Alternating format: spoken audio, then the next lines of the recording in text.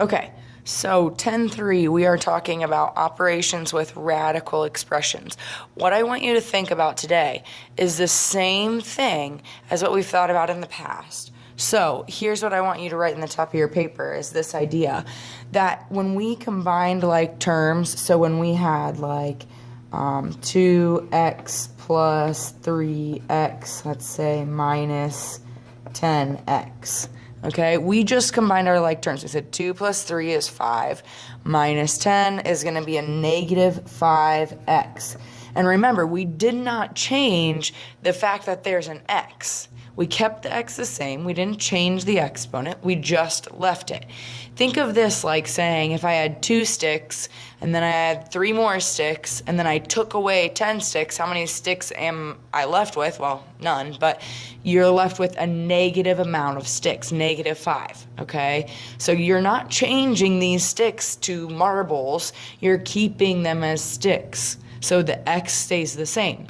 So that same thing works when we're dealing with radical expressions. So if we had 6 square roots of 11 and 9 square roots of 11, in this hand I have 6, in this hand I have 9, total I have 15 square roots of 11.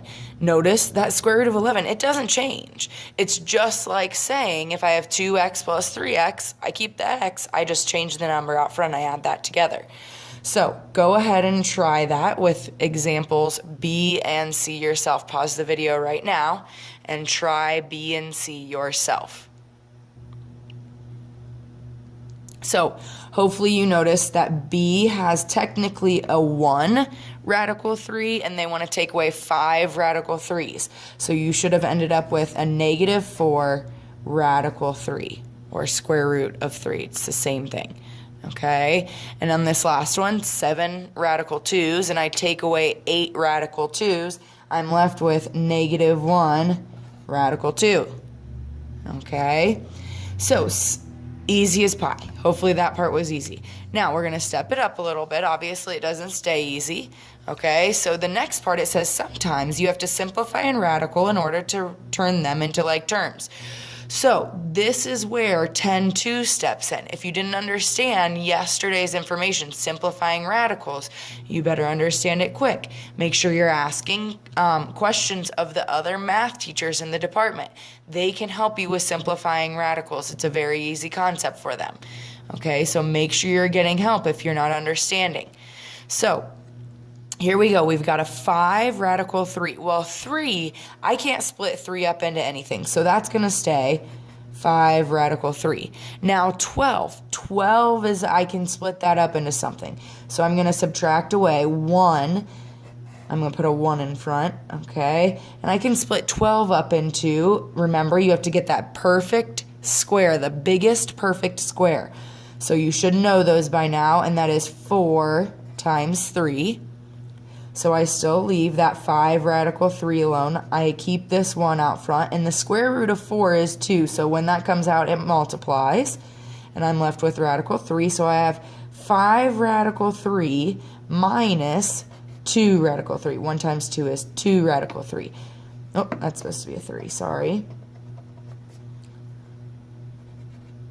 That's an ugly 3. Okay. So we have 5 radical 3's, and I'm taking away 2 radical 3's, so I end up with 3 radical 3 as my final answer. Okay, go ahead and try B and C yourself. Pause the video right now and try B and C yourself. Okay, so hopefully you left this 4 radical 7 alone. You can't do anything with that, okay? So we had to take this 28, we had to split that up, keep that 2 there, and I had to think, okay, what's the biggest perfect square that goes into 28? Well, do I have 4? Do I have a, 4 is actually going to be my biggest one there. So 4 times 7, okay? So then I'm going to have 4 radical 7. Plus 2, the square root of 4 is 2, so 2 times 2 is out front. Radical 7, so I have 4 radical 7, plus another 4 radical 7, so 4 radical 7s plus another 4 radical 7 is 8 radical 7 you should have gotten for that answer. So do that same thing on the next one. You had to split up your 32. So we get 5, 5, and we have to split 32 up into its biggest perfect square, people. Not just any random number. You can't just do 4. That's not going to help you. You want the biggest, which is 16 times 2. And then same thing for this next one. So minus 4, we have to split 18 up. 18 we're going to split up into 9 and 2. And we get 5 times the square root of 16 is 4, radical 2, minus 4 times the square root of 9 is 3, radical 2. And then I simplify 20, radical 2, minus 12, radical 2. Well, 20 take away 12, I'm left with 8 radical 2's. Remember, guys, I'm not changing that radical 2 this whole time. Over here, I did not change that radical 7. Over here, I did not change that radical 3. Do not change it. This is the same thing as just combining like terms, okay? So next, sometimes you have to distribute to simplify a radical expression. So we're doing all kinds of operations. So next we're going to multiply. Here's what happens when you multiply. We're just distributing like we normally would. So go ahead and draw in those arches. And if it's already having a radical, if it already possesses a radical, so see here we've got a radical 10, or a square root of 10, and we have a square root of 6. Since they are both already under radicals, technically they're kind of alike, so we can combine them. 10 times 6, and we get the square root of 60. Since they're both under that house, they're both under the square root, we can combine them. Now, this next one, radical 10 times 3, that 3 is not under a square root. So that 3 does not go under the square root, it stays outside. Okay, now, technically, this is not simplified. We do have to break this down. This is going to be 4 times 15. 4 is actually the biggest perfect square that goes into 60, plus 3, and, well, we can't break up 10 into a perfect square, so we leave that alone. The reason that we're doing this is because sometimes when you simplify them, when you break them down, these become like terms. Okay, but as we can see right now, this is a square root of 15. This is a square root of 10. Those are not like terms, so you cannot combine them. You just leave it like this. This is your answer, okay? So up here, see, we had to have a radical 3. We had to have a radical 3 to combine them. And down here, this is like having an x and a y. I can't combine an x and a y because it's square root of 15, square root of 10. They are separate. They are different. Do not combine them, okay? Now, this next one is that idea of foiling. So we're going to first, outside, inside, last. And remember when we talked about this, technically we just distributed. So let me go this one step at a time. Square root of 6 times square root of 6 gives me square root of 36. Okay, because I can do that 6 times 6. Square root of 3, or sorry, square root of 6 times 3. That 3 is not under the square root, so I can't bring it under there. I'm just going to leave it out front. And then next, I got to distribute my negative 2 radical 3. So negative 2 radical 3. Now notice, this is where it gets tricky. That negative 2 out front is technically being multiplied by a 1 out front here. So we're leaving it as a negative 2. Then I can take the 3 times the 6. Since those are both under the square root, I can multiply those. And then last, negative 2 radical 3 times 3. Now again, this negative 2 is out front. This 3 is out front. They are not under a radical. So since they're not under a radical, then I can combine them as one. Negative 2 times 3 is negative 6. Okay? And then that radical 3 just kind of comes along. So this is like saying negative 2x times 3. Well, you can do negative 2x times 3. It's negative 6x. But that x now is a radical 3. Okay? So we got to simplify this. This 36 we know can be 6. This 6, can I break that up into a perfect square? No. So since I can, I'm going to leave it. Okay? And I'm going to look at that same thing with 18. And 18 I actually can. 18 breaks up into 9 times 2. And then this 6 radical 3 I can't break up. So I leave that alone. So what happens here is I just end up simplifying that third term. So 2 times, this would be 2 times 3. I'll write that actually out for you. If you just want to jump to that final answer of whatever 2 times 3 is, that's okay. So 6 plus 3 radical 6 minus 6 radical 2 minus 6 radical 3. Now, people, you cannot combine any of these. Look, I don't have any radicals here. I have a radical 6 here, a radical 2 here, a radical 3. None of those are like terms. They have to have the same radical. Radical 3, radical 3, radical 7, radical 7. These do not, okay? So they can't combine those. So that last one, obviously we know from foiling before from last chapter, this squared means we've got to write it twice. It does not mean you can just give the squared to both terms. You have to write it twice and then foil. Go ahead and pause the video and foil this example yourself. So hopefully you took radical 11 times radical 11, got 121. Radical 11 times 2, so that's 2 square root of 11. 2 times square root of 11 again. Run out of room. And then 2 times 2 is plus 4 at the end. So here we go. We're going to simplify. Square root of 121 is 11. Plus, these are like terms. They have square root of 11, square root of 11, or radical 11, radical 11. So we get 4. Notice I'm not going to change that radical 11. That's like saying if I have 2 over here, I have 2 of them over here. How many do I have total? That's 4. Okay? Plus 4. Now here I've got like terms, 11 and 4, so I get 15 plus 4 radical 11. That is my answer. Okay? Flip that over onto the back.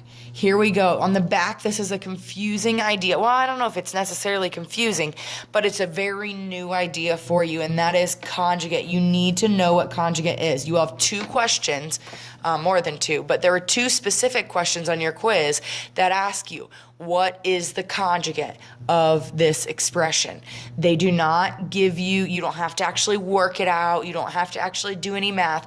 They just want to know the conjugate, what the conjugate is. Okay, so all the conjugate is if you're given, so up here we were given radical 3 plus 7, or plus radical 7, the conjugate is just the opposite. Radical 3 minus radical 7. That's the conjugate. All you do is change that sign in between. You keep the same exact radicals. You change the sign in between. You have 2 questions on your quiz that ask you, what is the conjugate of this expression? It's actually on the back top of your quiz. I'll even tell you where it's at. Okay? So remember that. So here's how we go about doing that. When they multiply these, what happens is we get rid of that square root in the bottom. And we learned yesterday we don't like square roots in the bottom. So we get rid of the square roots in the bottom when we multiply the conjugates. Because what happens is I get radical 3 times radical 3 is radical 9. Radical 3 times negative 7 radical 7 is negative 21. Radical 7 times 3 is, or radical 3 is positive radical 21, and radical 7 times negative radical 7 is a negative 49. And what happens is these middle terms are always going to cancel out. You're only left with the first and the last. The first and the last are 3 and minus 7, which is your negative 4. Okay, so that's how we get rid of that square root in the denominator. So here we're going to multiply by radical 7 plus radical 2. Okay, and I'm going to put parentheses around this. You'll see why in a little bit, because it definitely helps my math. Because what happens here in the top is you distribute your 10. Okay, so you get 10 radical 7 plus 10 radical 2. Remember, this is outside a radical, so you can't combine it inside that radical. On the bottom, we've got a FOIL, so radical 49, and then plus square root of 14 minus square root of 14. Remember, that's always going to cancel out in the middle. And then minus square root of 4. So on the top, we can't simplify. We have 10 square root of 7 plus 10 square root of 2. On the bottom, the middle terms cancel out. And we're left with 7 minus 2, because we take the square root of 49, square root of 4. 7 minus 2 is 5. So this is 10 radical 7 plus 10 radical 2 all over 5. Here's the next thing, people. In Algebra 2, they're going to want you to simplify this. I've got a 10 over 5, 10 over 5. So I can simplify this because both 10s can take a 5 out. So if you give me this answer, awesome. If you take that 5 out and give me that final simplified answer, even better. And that would be 10 divided by 5 is 2 radical 7. 10 divided by 5 is 2 radical 2. So technically this is our final answer. If you give me either of these, I will take that. So go ahead and try B yourself. Pause the video and try B yourself. Okay, so hopefully with B, you multiplied by a radical 2 minus radical 5. Radical 2 minus radical 5. And again, I'm going to put those parentheses around there so that I don't forget, distribute this 5. Okay, 5 is not under a radical, so I cannot combine it with what's under the radicals. So I get 5 radical 2 minus 5 radical 5. Now on the bottom, that's where it gets tricky again. We got a FOIL. So radical 2 times 2 is radical 4. Radical 2 times negative 5 is negative, minus radical 10. And then plus a radical 10. And then minus square root of 25. So from there we simplify 5 and, well, this 2 here we can't simplify, this 5 we can't simplify, so we put 5 radical 2 minus 5 radical 5 on the bottom. Remember, those cancel out, and we're left with the square root of 4, which is 2, square root of 25, which is 5, so 2 minus 5, that's 5 radical 2 minus 5 radical 5 divided by a negative 3 is what you should have gotten. Okay, so the reason we do these conjugates is to get rid of that square root in the denominator, simply that. Okay, last but not least is this example. I save this for last because hopefully it's one of the easiest. It's just cross multiplication. Okay, we're just cross multiplying. When we cross multiply, what happens here is we get W. This is what I want you to write. I want you to write out that first step. Well, 2 times 4. Hopefully you can do that in your head. But I want you to write that first step out, okay? Because then we have W times this. If I want to solve, it says solve the following proportions. If I want to solve, I'm solving for W. Well, W is being multiplied by this 1 plus radical 5. So I'm going to get rid of it by dividing by 1 radical 5 on both sides. Sorry, 1 plus radical 5. And I get W, cancels out, equals 8 over 1 plus radical 5. Now we know this is a no-no. That square root in the denominator is a no-no, so we multiply it by its conjugate that we just learned about. Since it's plus, we've got to multiply by its subtraction. And I get 8, well, let me put parentheses because I'm going to mess myself up. 8 minus 8 radical 5. Remember, the 8's outside of a radical. You cannot multiply it inside that radical. And here, 1 times 1 is 1. 1 times negative square root of 5 is negative square root of 5. And if you want to put that 1 in front, that's okay. And then plus a 1 square root of 5, and then minus square root of 25. We can combine 5 and 5, multiply those because they're both square roots, okay? To simplify, 8 minus 8 radical 5 all over. These middle terms cancel out. 1 minus 5, which is 8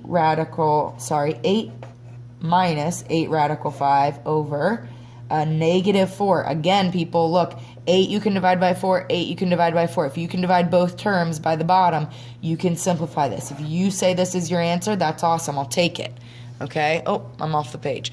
If you say that's your answer, I'll take it. But this 8 divided by 4, 8 divided by 4, both terms can be divided by 4, so I'm going to simplify. 8 divided by negative 4 is a negative 2. Negative 8 divided by negative 4 is a positive 2 radical 5. So if you have either of these answers, I will take those. This is getting into that Algebra 2 idea. Okay, hopefully that wasn't that complicated. Hopefully you're understanding. Pausing the video if you have questions or concerns. And again, please make sure you're asking questions of the other math teachers in this department. They know these answers and they can help you prepare for your quiz that you have tomorrow. Good luck.